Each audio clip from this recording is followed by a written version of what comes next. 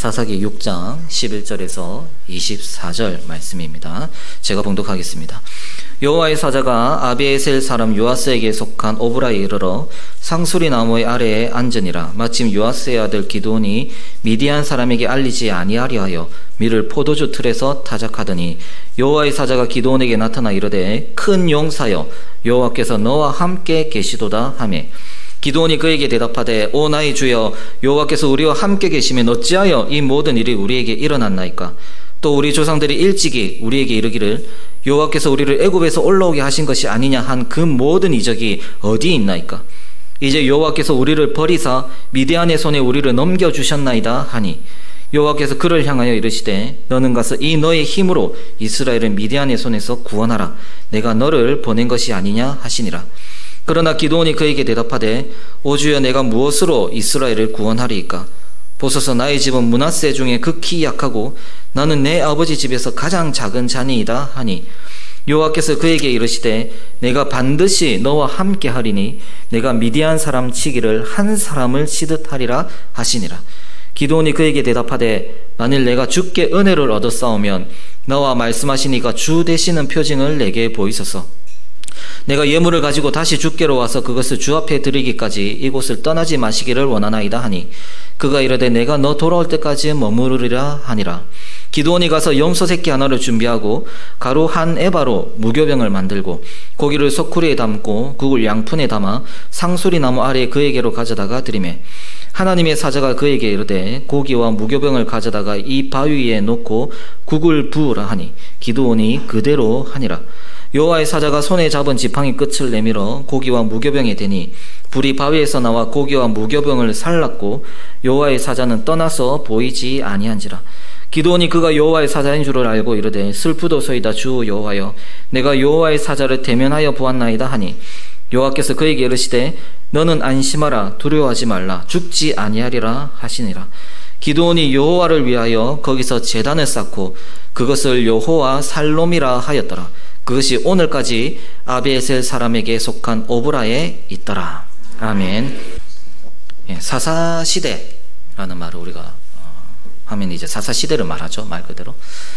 사사시대는 말 그대로 사사들이 다스리던 시대를 말합니다. 모든 영어에는 어감이라는 것이 있습니다.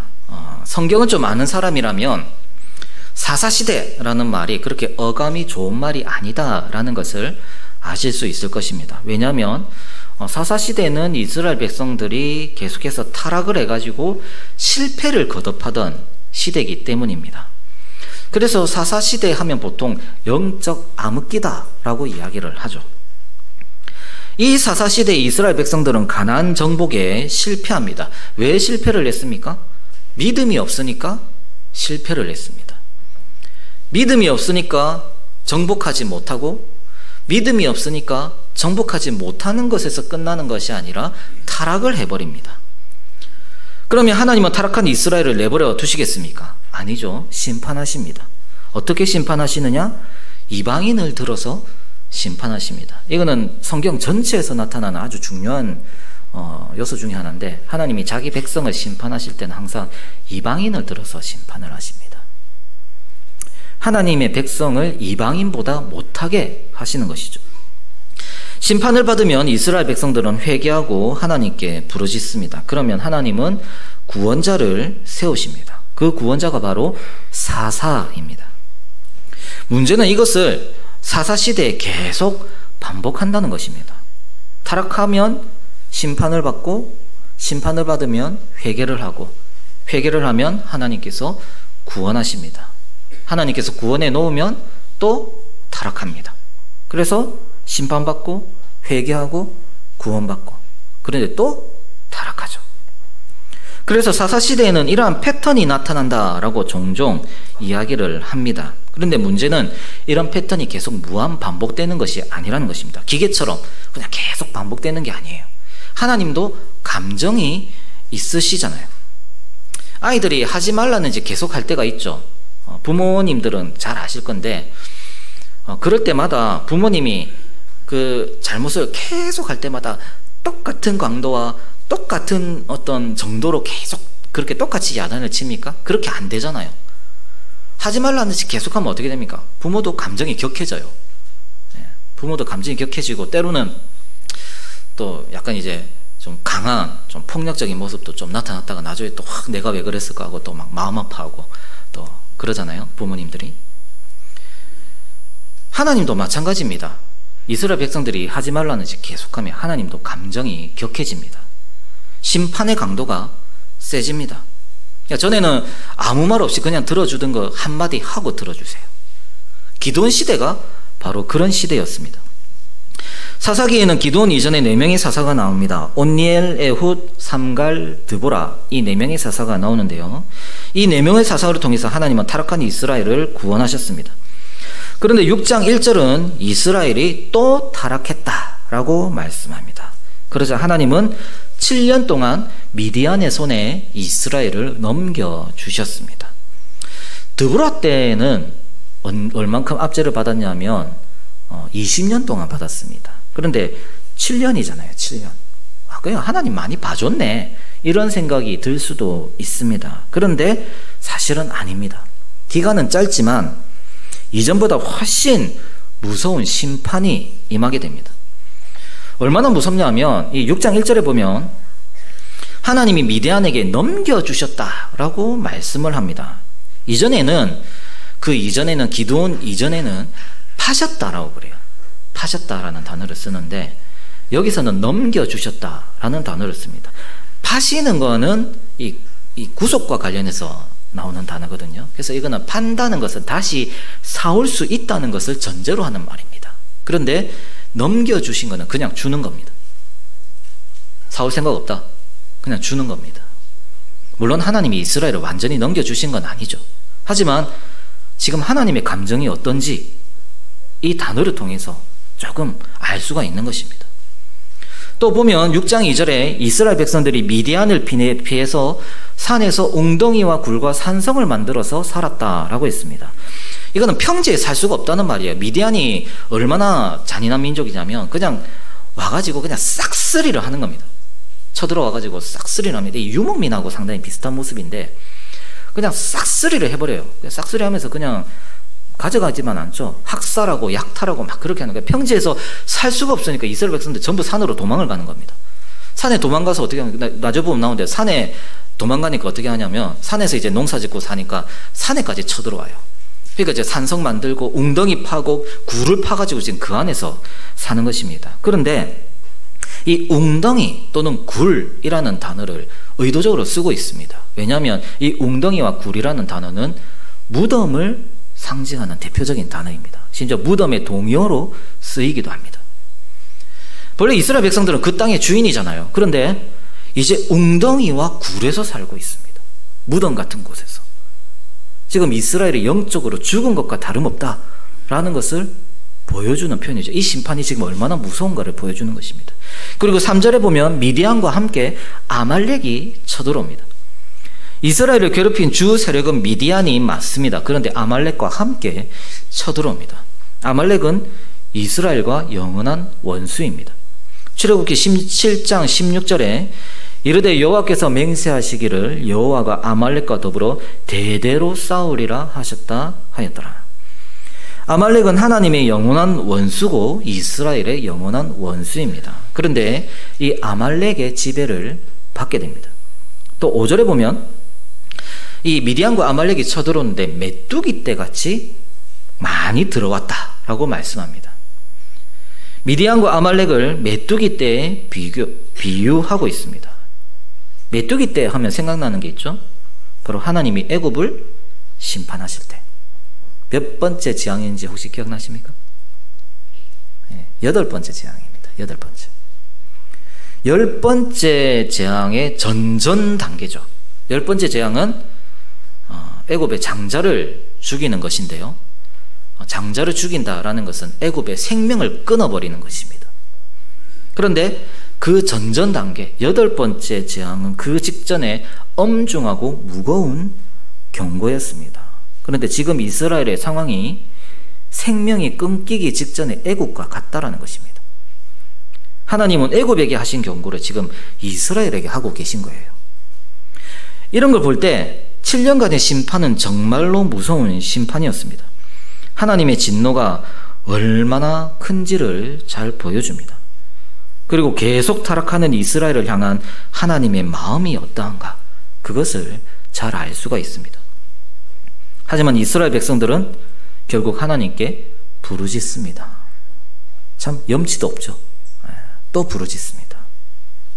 하나님께서 안 들어주실 만한데, 근데 하나님은 결국 한 사람을 세우십니다. 하나님은 언약에 신실하시다. 우리는 이런 표현을 잘 씁니다. 맞습니다. 하나님은 언약에 신실하신 분이십니다. 하나님은 언약을 반드시 지키시고 이뤄주시는 분이십니다. 하지만 이것은 절대로 불변하는 하나님의 속성이 아닙니다. 하나님의 속성이 아니에요. 하나님의 속성으로 따지자면 사실은 언약에 신실 안 하셔도 됩니다. 그런데 우리는 하나님을 어쩔 수 없이 우리를 구원하셔야 되는 분으로 생각할 때가 많습니다. 하지만 하나님이 언약에 신실하셨던 것은 하나님의 자기 부인입니다. 하나님께서 자기를 죽이시는 거예요. 하나님의 자기 희생입니다. 언약에 신실하시기 위해서 하나님은 극도로 고통스러우셨던 것입니다. 그게 바로 하나님의 사랑이죠. 그런 하나님의 사랑으로 하나님은 또다시 구원자를 준비하십니다. 준비 안 하셔도 아무도 하나님을 불의하다 할 수 없습니다. 그러나 하나님은 또다시 구원자를 준비를 하십니다. 그 구원자가 바로 기드온입니다. 오늘 본문은 여호와의 사자가 기드온을 만나는 장면입니다. 여호와의 사자가 기드온을 만날 때 기드온은 포도주 틀에서 밀을 타작하고 있었습니다. 오늘 제가 이것은 다루지는 않겠지만 사실 이것도 상당히 교회론과 조금 연관을 지을 수 있는 부분이기도 합니다. 근데 그냥 근본적으로 그냥 현상만 놓고 봤을 때 왜 포도주 틀에서 밀을 타작하고 있느냐, 농사만 지으면 미디안이 와가지고 그냥 싹쓸이를 하는 거예요. 약탈을 막 해갑니다. 그러니까 지금 숨어가지고 밀 타작을 하고 있는 것입니다. 그런데 이런 기드온을 찾아와가지고 여호와의 사자가 뭐라고 하냐면 큰 용사여 라고 말합니다. 상당히 어폐가 있는 말이죠. 성경에서 용사라는 말은 사실은 전쟁에 능한 용사를 말합니다. 싸움꾼. 그냥 이제 단순히 요걸 동네 양아치처럼, 죄송합니다, 동네 양아치처럼 그냥 싸움 잘하는 그것이 아니라 전쟁에 능한 사람, 그런 용사를 말하는 사람 단어입니다. 근데 기드온이 용사입니까? 아니잖아요. 기드온은 므낫세 지파 사람입니다. 뭐 지파만 봐도 그렇죠. 에브라임 지파처럼 장자권이 있는 것도 아니고 유다 지파처럼 왕의 약속이 있는 것도 아니고, 게다가 기드온의 아버지는 어떤 사람입니까? 오늘 본문에는 안 나오지만 기드온의 아버지는 바알 숭배자입니다. 기드온 집에 바알 신당이 있습니다. 이거는 그 동네 바알 숭배를 기드온의 아버지가 주도했다는 말입니다. 어떻게 보면 기드온의 아버지가 약간 그 바알 제사장처럼 행동했을지도 모르겠습니다. 그런 집안의 아들입니다. 우상 숭배자의 아들입니다. 그리고 무엇보다 지금 미디안이 무서워가지고 숨어서 밀을 타작하고 있는 겁쟁입니다. 쳐들어오는 미디안을 향해서 싸울 용기가 없습니다. 그런데 왜 큰 용사로 부르고 있습니까? 그것은 기드온이 그 시대에 믿음의 사람이었기 때문입니다. 13절에 보면 여호와의 사자가 큰 용사여 여호와께서 너와 함께 계시도다 하니까 바로 따져 묻습니다. 기드온이 그에게 대답하되 오 나의 주여 여호와께서 우리와 함께 계시면 어찌하여 이 모든 일이 우리에게 일어났나이까? 또 우리 조상들이 일찍이 우리에게 이르기를 여호와께서 우리를 애굽에서 올라오게 하신 것이 아니냐 한 그 모든 이적이 어디 있나이까? 이제 여호와께서 우리를 버리사 미디안의 손에 넘겨주셨나이다 하니, 하나님이 함께 하시면 어떻게 이런 일이 일어날 수 있냐고 막 따집니다. 어떻게 보면 굉장히 반항적이죠. 그리고 막 불평하고 원망하는 것 같습니다. 저것들이 죄는 저것들이 지어놓고 왔다 하나님과 따져 샀노, 이런 생각이 들 수도 있죠. 하지만 13절을 가만히 들여다보면 일단 기드온은 하나님을 믿고 있습니다. 하나님을 믿고 있어요. 당시 이스라엘 백성들의 상당수가 바알 숭배자들이었습니다. 단순히 하나님을 믿는데 잘못 믿어서 우상을 숭배하는 그런 경우를 넘어서 가지고 바알을 숭배하고 있어요. 가나안의 신인 바알을 믿고 있습니다. 하나님을 안 믿는 거예요. 그런데 그런 시대에 기드온은 여호와를 분명하게 믿고 있습니다. 그리고 기드온은 여호와께서 이스라엘에 대해 행하신 구원의 역사를 분명하게 알고 있습니다. 하나님의 구원의 역사를 알고 있고 그것을 믿고 있고 지금 자신들에게도 일어날 수 있는 분명한 역사적 사실임을 믿고 있습니다. 게다가 지금 당하고 있는 이 일들이 여호와께로부터 임한 심판이라는 것도 알고 있습니다. 믿음이 있는 겁니다. 더 나아가 기드온은 하나님께 따집니다. 사실 이스라엘 백성들이 심판을 받는 건 자기들 죄 때문입니다. 그런데 기드온은 하나님께 따집니다. 하나님께 따지는데 뭐가 믿음이 좋습니까? 그렇게 하실 수도 있습니다. 하지만 성경에서 하나님께 따지는 건 죄가 아니에요.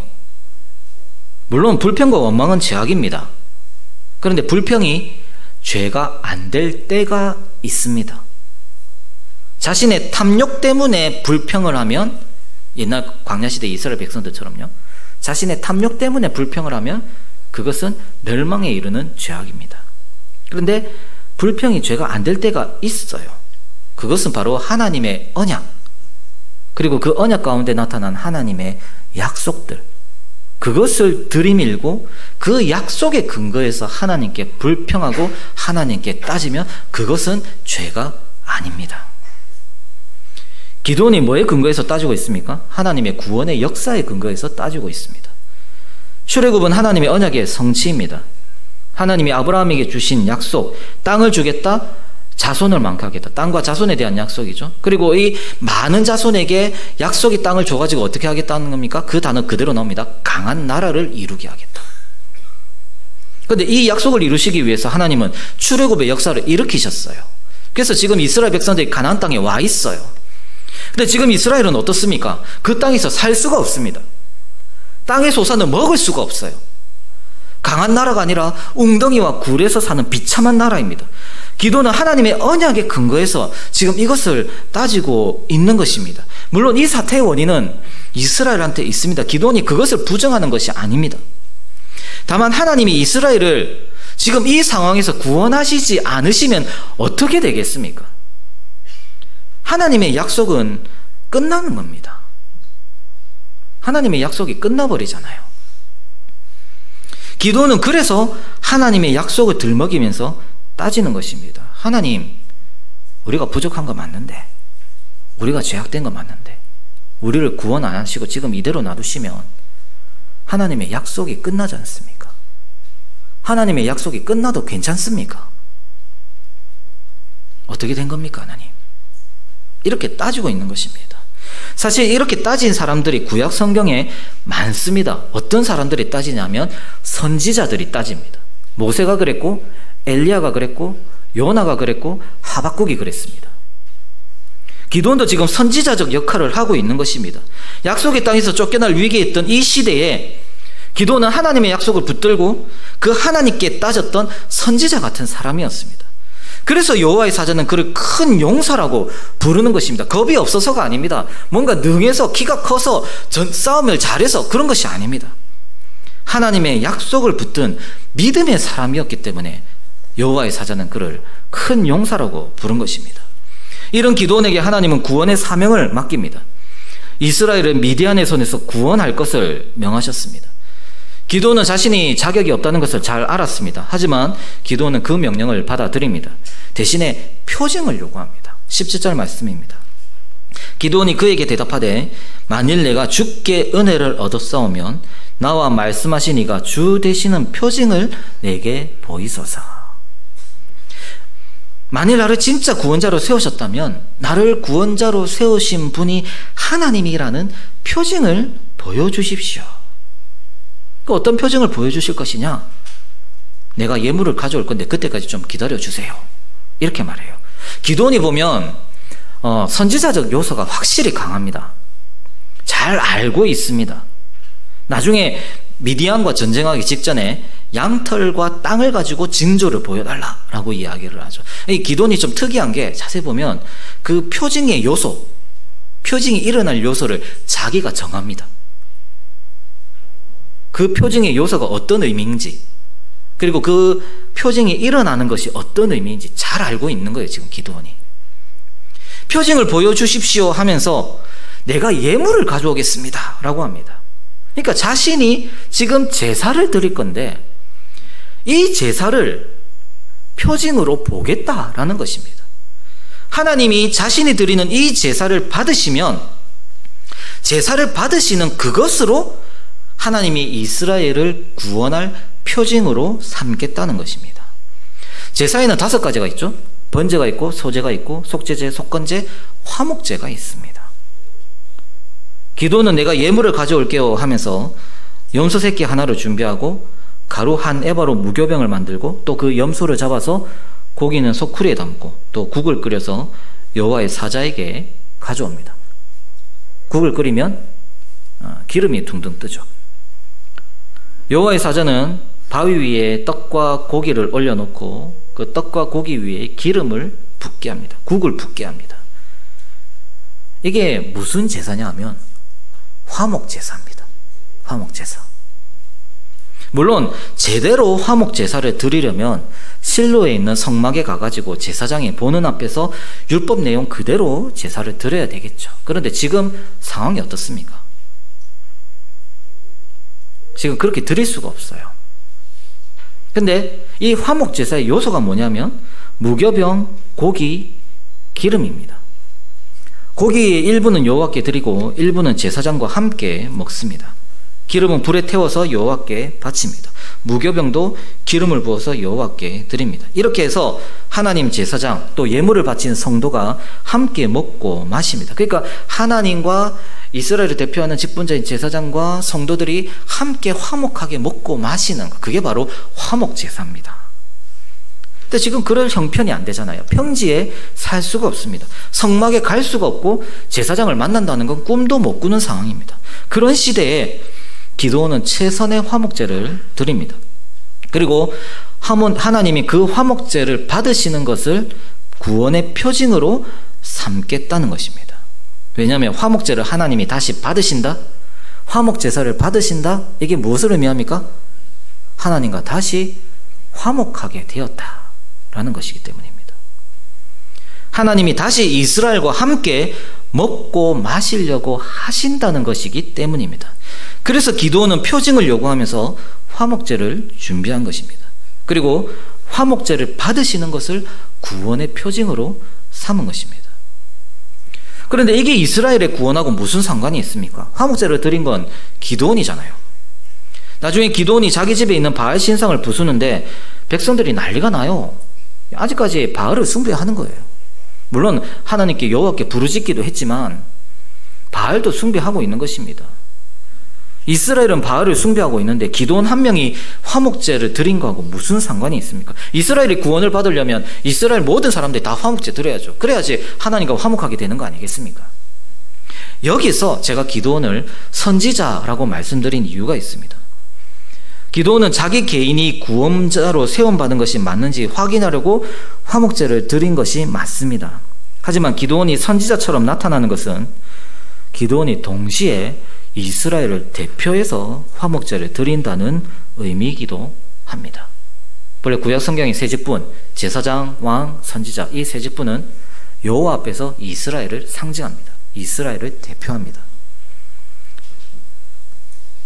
기드온은 선지자로서 이스라엘을 위해 하나님의 약속을 들먹이면서 따진 사람입니다. 기드온이 따진 것을 한번 잘 보십시오. 하나님 왜 나한테 이런 시련을 주십니까? 왜 내가 이래 포도주 틀에서 이렇게 밀 타작하고 있어야 됩니까? 이걸 따진 것이 아닙니다. 왜 우리 이스라엘을 구원하지 않으십니까? 이것을 따집니다.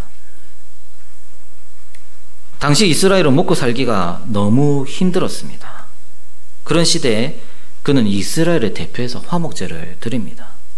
너무 먹고 살기 힘들었기 때문에 염소 새끼는 너무나 귀한 재산입니다. 염소 새끼 한 마리가 얼마나 귀하겠습니까? 있는 거, 농사 지었다 하면 미디안이 들어가지고 다 가져가 버리는데요. 염소 새끼 한 마리 있는 거 얼마나 애지중지하면서 키웠겠습니까? 그런데 그걸 하나님께 드립니다. 곡식 가루도 마찬가지입니다. 특히 이제 한 에바로 무교병을 만들었다라고 하는데, 이 에바가 무지하게 큰 단위예요, 사실은. 얼만큼 큰지는 저도 정확하게 감이 안 옵니다만은, 스가랴 5장 7절 8절에 보면 이런 말씀이 있습니다. 이 에바 가운데에는 한 여인이 앉았느리라 하니 그때 둥근 납 한 조각이 들리더라. 그가 이르되 이는 악이라 하고 그 여인을 에바 속으로 던져놓고 납조각을 에바 아기 위에 던져뒀더라. 그 에바에 한 여인이 앉을 수가 있어요. 한 여인이 앉을 수가 있고 한 여인을 던져 넣을 수가 있습니다. 그 에바가 상당히 크죠. 에바라는 단위가. 기드온은 자신의 모든 것을 화목제로 드립니다. 이런 걸 구할 수 없는 시대예요. 자신의 모든 것을 화목제로 드리는 것입니다. 기드온은 자신이 구원자로 세움받았다는 말씀을 듣고 내가 이스라엘을 구원할 자가 맞다면 내 모든 것을 화목제물로 드릴 테니까 하나님과 이스라엘이 다시 화목한다는 증거를 보여주십시오 한 것입니다. 기드온의 이 제사를 하나님은 받으십니다. 여호와의 사자가 제사장이 되어서 그것을 완전히 불사르고 제물과 함께 하늘의 하나님께로 올라갔습니다. 이것은 여호와의 사자가 제물을 가지고 하늘에 계신 여호와께 올라갔다는 것이고 하나님께서 그 제물을 기쁘게 받으셨다는 것입니다. 그리고 기드온은 그곳에 제단을 쌓고 그 제단에 이름을 붙입니다.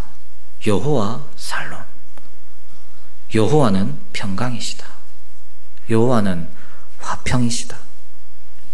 여호와께서 다시 우리와 화목하신다. 애국과 같이 되어버린 이스라엘에게 하나님은 자신의 약속을 지키시기 위해서 한 구원자를 세우셨고 이스라엘을 구원하시기 위해서 여호와 샬롬이라는 이름으로 다시 임하신 것입니다. 사랑하는 성도 여러분, 사실 사사시대는 그리 먼 시대가 아닙니다. 교회 역사 속에서도 사사시대는 늘 있어 왔습니다. 그리고 개인적으로도 인생의 사사시대는 자주 있습니다. 사사기에 나오는 이 사람들만의 이야기가 아니라 오늘날 우리의 이야기이기도 합니다. 사사시대 이스라엘 사람들이 출애굽의 역사를 듣고 알았듯이 우리도 더 온전한 출애굽의 역사를 듣고 알고 있습니다. 예수 그리스도의 십자가와 부활, 승천, 오순절, 성령 강림 다 듣고 알고 계시잖아요. 우리는 그 구원의 역사를 늘 듣습니다. 그리고 새언약의 모세이신 예수 그리스도의 인도로 교회가 어떻게 새하늘과 새 땅으로 인도함을 받았는지 출애굽했는지 늘 들어왔습니다. 심지어 나 개인도 그 교회 안에서 세례를 통하여서 출애굽을 경험했습니다. 그리고 수많은 사람들이 계속 세례받고 출애굽하는 것을 지금도 우리는 보고 있습니다. 출애굽을 하고 지금 약속의 땅에 우리는 서 있습니다. 그런데 우리 눈에 아직 왕이 안 보입니다. 예수님이 우리 눈에 보이게 사실은 함께하고 계시는데 이 부족한 인간의 눈에 보이지 않는다고 예수님이 없다고 생각합니다. 우리에게 왕이 없다라고 생각합니다. 그래서 우리 역시도 우리 소견에 옳은 대로 행합니다. 사실은 왕이 계신데 저 성막에 왕이 자정해 계시는데 지금도 이 강단에서 선포되는 말씀을 통해서 장막을 펼치고 계신데 우리는 그 왕을 보지를 못하고 믿지를 못합니다. 그 결과 우리 역시도 사사시대 패턴을 되풀이하고 있습니다. 그런 우리를 향한 하나님의 진노가 얼마나 무서울지 생각해 보셨습니까? 출세상했잖아요. 출애굽, 출세상했잖아요. 그런데 우리는 세상과 똑같아지고 있습니다. 늘 똑같아지고 있습니다. 그런 우리를 향한 하나님의 진노가 얼마나 클지 생각해 보셨습니까?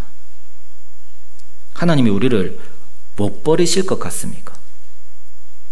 로마서 11장 21절 하나님이 원가지들도 아끼지 아니하셨은즉 너도 아끼지 아니하시리라. 하나님은 자신의 성령을 거두심으로 세상처럼 된 교회에 경고하십니다. 유럽의 교회를 한번 보십시오. 종교개혁의 불길이 타올랐고 성교의 불길이 타올랐던 그곳이 지금 어떤지 한번 보십시오. 7, 80년대 수많은 사람들이 몰려들어왔던 이 땅의 교회에서 불과 30년, 40년이 지난 지금 성령님을 거두시는 모습이 안 보이십니까? 세상의 문화와 세상의 가치라는 메뚜기 떼가 이미 심판받은 세상처럼 우리를 황폐화시키고 있는 것이 안 보이십니까? 하지만 여러분, 언약에 신실하신 하나님은 구원자를 준비하고 계십니다. 믿음의 눈을 들어서 그 구원자를 보십시오. 포도주 틀에서 밀을 타작하고 있는 구원자가 있습니다. 이 교회에서 여전히 알곡을 거두고 있는 구원자가 있습니다. 세상의 눈으로 볼 때 그 구원자는 별 볼 일 없어 보입니다. 전혀 용사가 아닙니다. 우리한테 아무 도움 될 것처럼, 도움 안 될 것처럼 보입니다. 하지만 그는 하나님 앞에서 가장 큰 용사이십니다. 그는 사사시대를 살아가는 우리를 위해서 지금도 하나님께 부르짖고 계시기 때문입니다. 하나님의 약속을 들먹이면서 하나님의 언약을 기억하라고 하면서 지금도 우리를 위해 부르짖고 계십니다. 그리고 자신 안에 우리를 품으시고 자신의 생명과 몸과 마음과 모든 것을 들여서 하나님과 화목하셨습니다. 그리고 그분 안에 있는 우리도 하나님과 화목하게 하셨습니다. 자신 안에 있는 우리를 위해서 여호와 샬롬을 이루셨습니다. 그래서 그분은 가장 큰 용사이십니다. 그분은 믿음의 사람을 뛰어넘은 믿음의 주이시기 때문입니다. 우리의 구원자이신 예수 그리스도께서는 여호와 샬롬이 이루어진 그곳에 자기 자신 안에서 제단을 쌓으십니다. 그리고 그 제단인 이 교회에서 우리로 하여금 다시 여호와 샬롬을 부르게 하십니다. 이 예배의 자리에서 여호와 샬롬의 표징을 구하게 하십니다. 그리고 그 표징을 구하는 자에게 화목제물이 대신 자기 자신을 표징으로 보여주십니다. 그 표징이 바로 성찬입니다. 성찬은 화목제물이 대신 우리의 사사 예수 그리스도를 보여줍니다. 성찬은 사사시대를 살아가는 우리가 하나님과 화목하게 되었다는 표징입니다. 심판의 하나님이 아니라 구원과 평강의 하나님으로 우리에게 임하신다는 증거입니다. 성찬은 여호와 샬롬입니다. 성찬을 앞에 두고 이 표징을 구하는 자에게 하나님은 성찬을 통해서 여호와 샬롬으로 임하시고 사사이신 예수 그리스도를 통해서 우리에게 구원의 은혜를 베풀어 주실 것입니다. 사랑하는 성도 여러분, 이번 주간은 성찬 준비 주간입니다. 매달마다 오는 주간이죠. 이 주간이 올 때마다 여러분은 어떻게 보내십니까? 그냥 또 아무 생각 없이 사사시대를 살아가시겠습니까? 여호와의 진노가 임하고 있는데 아무 생각 없이 세상과 닮아가서 세상과 함께 멸망당하는 삶을 사시겠습니까?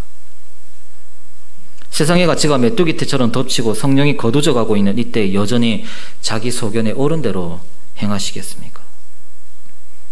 성도 여러분, 매 주간이 마찬가지입니다만은 특별히 성찬 준비 기간이라면 더욱 우리 자신을 돌아보고 회개해야 합니다. 자기 소견에 옳은 대로 행하는 것을 멈추고 여호와께 부르짖어야 합니다. 하나님의 약속을 붙들고 약속의 성지이신 예수 그리스도를 의지해서 구원의 표징을 구해야 합니다. 하나님, 우리는 이렇게 사사시대를 살아가고 있습니다. 또 사사시대를 또 살아가고 있습니다. 하지만 하나님, 우리가 멸망당한다면 하나님의 약속은 어떻게 되는 것입니까? 예수 그리스도를 통한 그 예수님의 구원은 어떻게 되는 것입니까? 하나님, 우리에게 구원의 표를 보여주십시오. 비록 부족하지만 예수 그리스도를 의지해서 우리가 부르짖으오니 우리에게 구원의 표를 보여주십시오. 여호와 샬롬으로 우리에게 임하심을 보여주십시오. 이렇게 표징을 구하는 자에게 하나님은 다음 주일에 말씀을 통해서 포도주 틀인 교회에서 밀을 타작하는 우리의 구원자를 보게 하실 것이고, 또 성찬을 통해서 우리와 화목하던 표징을 주실 것입니다. 그 성찬에 떡과 포도주가 우리에게 임할 때 그것은 여호와 샬롬으로 하나님이 우리와 함께 하시고 평강의 하나님으로 우리와 화목하게 지내시기를 원하시는 하나님으로 우리에게 임하신다는 표징을 우리 눈앞에 보여주실 것입니다. 그때 우리는 부산계금교회라는 이 재단에서 우리 하나님을 다시 여호와 샬롬으로 부르게 될 것입니다. 이 표징을 구하는 성찬 준비 기간이 되시기를 바랍니다. 아멘. 기도하겠습니다.